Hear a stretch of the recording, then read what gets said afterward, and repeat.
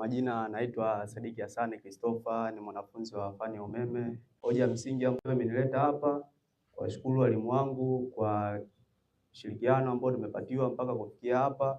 Tumevumiliwa mengi. Fani ya umeme tunashukuru, kuna baadhi ya vitu vimeendelea mpaka sasa hivi tunasoma online. Nao ni mafundi wote twende pamoja, twende pamoja, tuende na VETA tujenge nchi. Mafundi wote twende pamoja, twende pamoja, tuende na VETA tujenge nchi.